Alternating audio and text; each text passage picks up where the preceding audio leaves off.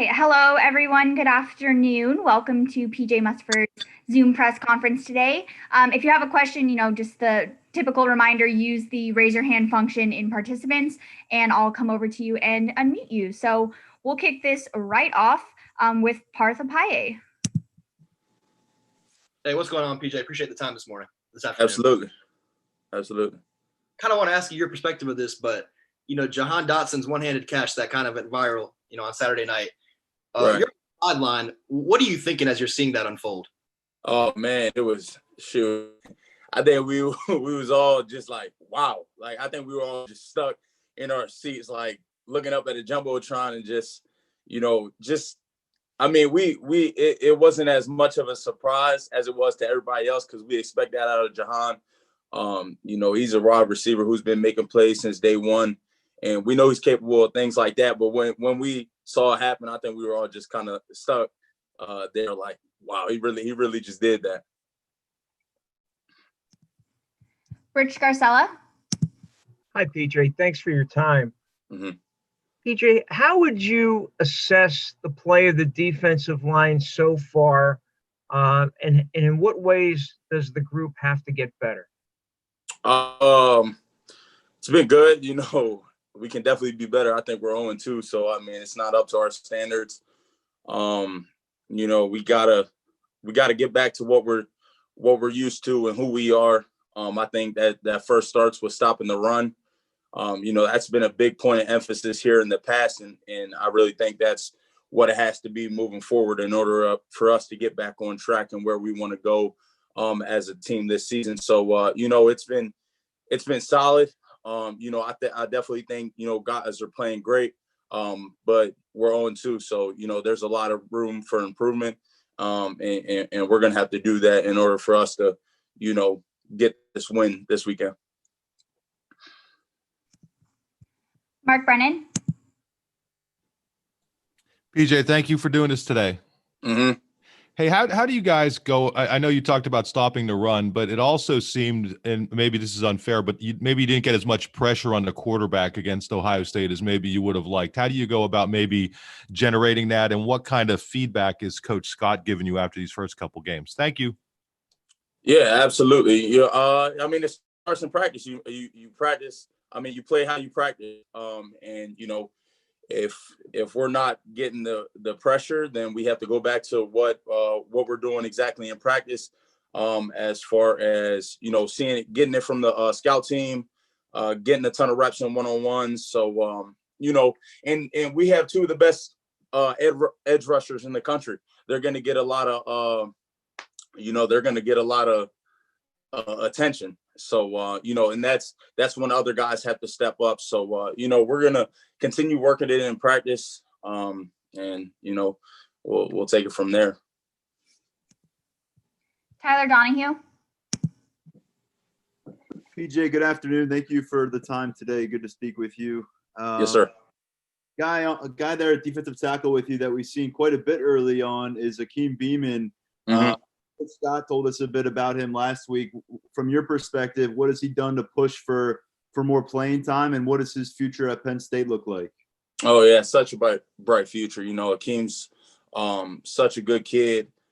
He's just a part of this family and this brotherhood. He's done an exceptional job developing into the football player we need him to be this season, and I know he's going to continue to get better. But he's doing a great job of really coming out there every day with a purpose and a plan to get better. He knows what he needs to improve on, and I think that's what he's doing each and every day. He practices hard, and I think it's really showing up when you turn the game on, when you turn the film on from the game. So, he's going to continue to get better. His future is as bright as he wants it to be. So, and I know he'll continue developing, when he'll take it from there.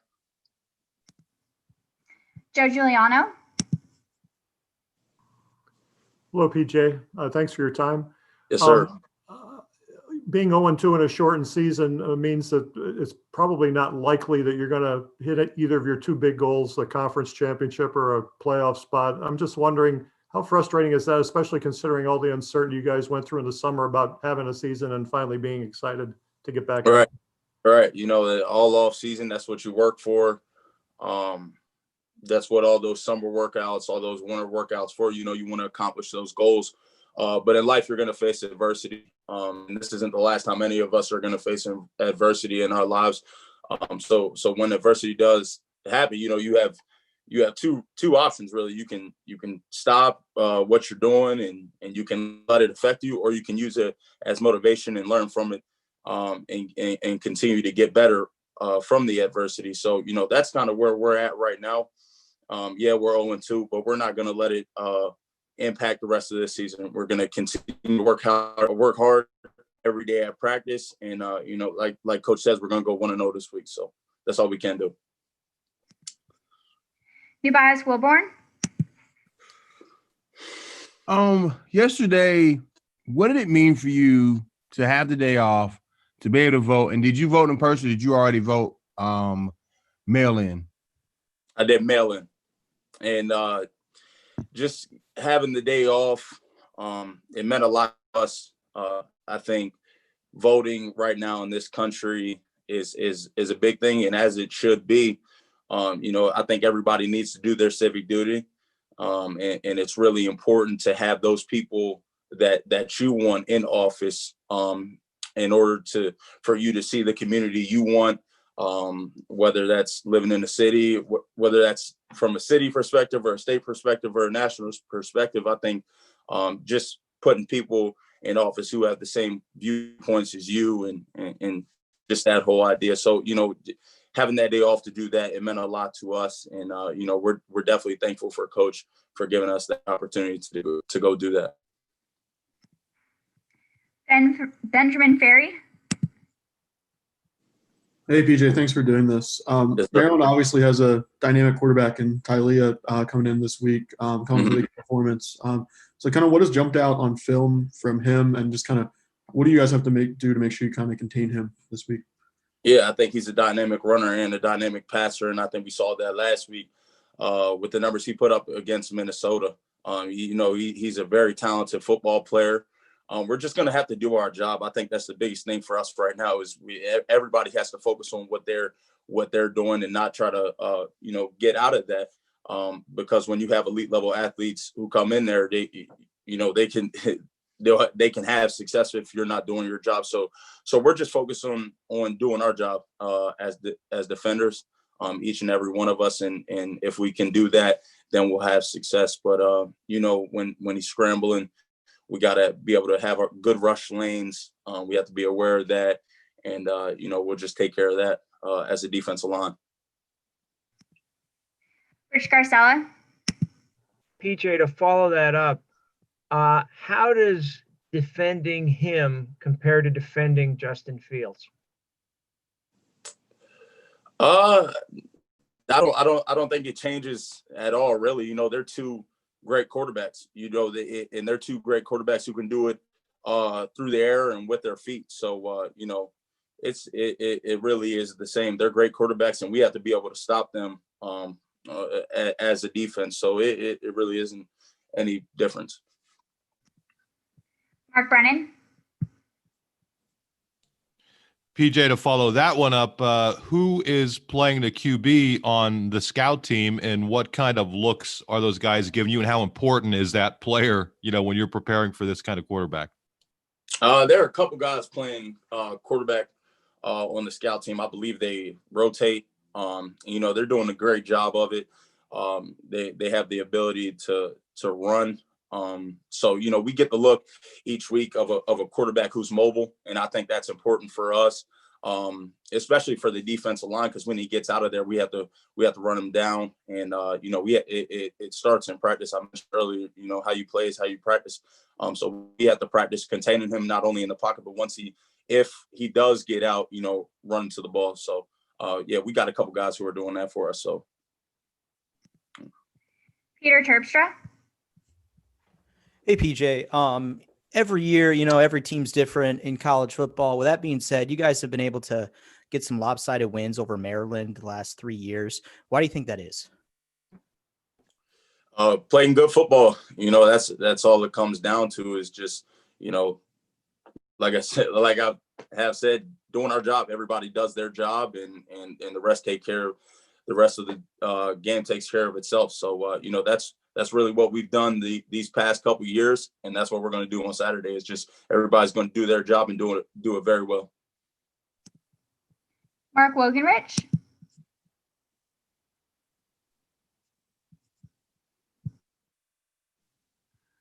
Mark, your sound isn't. Your sound is, I'm not sure what it is. Now do you got me? You're good now, Mark. Sorry about that, PJ. You had mentioned earlier about facing adversity. What have you seen and heard from your teammates that they're doing it in a positive way instead of you saying allowing it to infect and become worse? Right. I think the first thing is accountability. No matter who you talk to, guys are holding themselves accountable before they're holding anybody else accountable. And I think that's how it has to be. You have to look yourself in the mirror first before anybody else. So I think that was the biggest thing for us, is we all have to reflect on what we're doing individually before we look at the team. So, we did that when during film. We took the criticism that the coaches were giving us, and we didn't get emotional from it. We used it as a positive thing. We did that, went out to practice on Sunday, went out to practice on Monday, and just corrected those things and then move forward. And I think that's all we can do. I think guys have done a great job handling that adversity. We got another practice today, and I'm hoping it's the same as Monday, where we're getting the good work in and we're focused on going 1-0 this week. Tyler Donahue. PJ, I wanted to get a little bit of intel from you on Curtis Jacobs, just because you've seen him come up through the process, and before we all knew about him. When did you figure out that he was going to be a big-time college football prospect? How excited were you to get him on campus with you ultimately? And what do things look like him? We're now seeing him on the 2 deep at linebacker. Right. Definitely. I think when Curtis first stepped foot at McDonough, he was a bigger guy. He had a lot of versatility. He played wide receiver. He played like safety, cornerback, linebacker. So he was all over the field. So, as soon as he stepped foot on campus, I was like, this guy has, the potential to be a special player. And I think that's what he's become. And just today at Penn State, he's a freshman. He's a young guy, but I think he's doing a very good job of taking in the information that the coaches and the older guys are telling him. He's on special teams unit. Like you said, he's in the 2 deep right now. So, he's coming into work every day, soaking everything up, and just doing his job. So, I'm really proud of him. Like you said, I've known him for a very long time, and, I can't wait to see what he does at this level as well. Partha Paye. PJ, I just wanted to follow up on my last Jahan Dotson question. I know you said that, what he did on Saturday, it wasn't a surprise to you or really anybody else on the team. Right. Kind of behind the scenes, obviously we knew that he was good, but we hadn't seen that version of Jahan. What have you seen from him that lets you know that he can continue to do that rest of the season? He puts in the work. He's a hard worker. I think that when you're having success, because I thought he had success last season, but he continued to develop.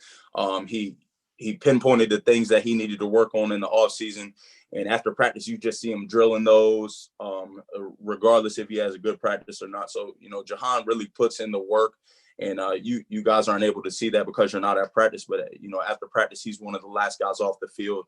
Or in the weight room on the off day, catching on the jugs machine. So he just puts in the work, man. And I think that's really the formula to success for him. Joe Giuliano. PJ, how would you describe the balance that Coach Franklin presents to you guys? One way being, giving out his criticism of your play as a team, Mm-hmm. and number 2, keeping you guys encouraged and positive. Right. He's underestimated in that aspect because a lot of college coaches, after a loss, they throwing guys on the bus or they're putting the blame solely on their players. But what Coach Franklin does is, most of the times after games, he's taking the blame for it. He's not throwing any one guy under the bus for a loss. So that's really, I have a lot of respect for him for that, and a lot of love and appreciation for him taking a lot of blame when he really doesn't. So that's why we play so hard for him, and that's why we're going to continue playing so hard for him. He's our coach, and he lets us know that we're going to get through this together, and that's ultimately what we're going to do. Elton Hayes. Hey, PJ, how are you doing this afternoon? I'm good. How about yourself? I'm doing well, thank you. Hey, man, you're one of the many players on this Penn State roster from Maryland. You're going up against, I guess your home state team that you grew up around. What does it mean to you to play Maryland? And is that something, you and some of the guys from this, who are also from Maryland talk about with each other before playing the Terrapins each year? Yeah, I mean, it's cliche, but it's just another game for me. I just want to get a win this weekend. That's all really I'm focused on. But, playing home state, you definitely want to get a win for bragging rights as well. When you do go home, you don't want to say that you lost to them. But, that's about it. Like I said, at the end of the day, I just want to get a win this weekend. Tobias Wilborn.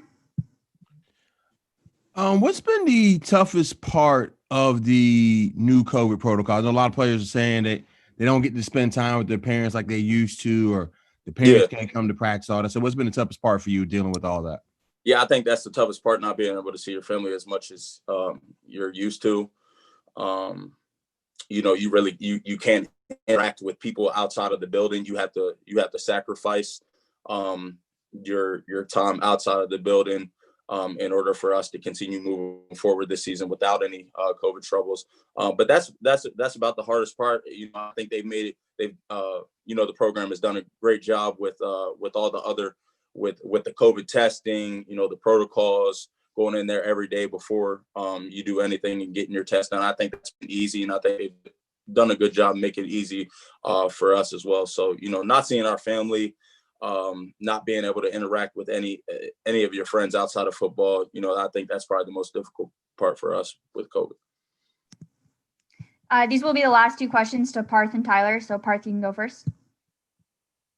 Yeah, PJ, you kind of mentioned that, even after 0-2 start, guys are not really down on themselves, and they're looking at it before they're pointing fingers or whatever the case may be. Right. Did that positive mentality kind of take some days to develop, or was that kind of the mindset in the locker room after the loss too on Saturday night? That was kind of the mindset in the locker room after the loss, man. There were a couple guys who just really stepped up and said, like, look, this isn't what we want. This isn't the outcome any of us want. We work too hard, but we got to keep moving forward. This isn't the last game of the season. Excuse me, I cut out there. This isn't the last game of the season, so they kind of made that known for us. And that's what we're doing. We're moving on. Like you said, we're just going to continue to stack good days of practice, and then go out there and perform on Saturdays and try to get a win. All right, this will be the last question to Tyler Donahue. PJ, I know if I ask this one generally, you're going to just say go 1-0, but individually over these next 7 games, what do you want to see from yourself as far as personal development? For me, I want to stop the run first and foremost. No team should be able to run the ball on us for the remainder of the season. I think that's a big part of who we are and who we have been. So I personally want to be better in the run. I want to continue to cause havoc in the pass game, and be able to get back to the quarterback, because I think that's definitely a big staple for good teams. If that front four can get pressure without anybody else, then I think that makes it easier for those guys on the back end of the defense. I want to do that, man. And I just want to get better. I want to continue to get better every day. I want to continue to help the guys around me get better every day, because that's what we need to do in order for us to be successful and have success for the remainder of the season. So, individually, I just want to continue to develop and work what I need to work on, as well as helping those guys around me continue to work and help them grow in the areas they want to grow in. All right. Thank you, everyone, for your time today. Thank you, PJ, for your time today. We'll see everyone later.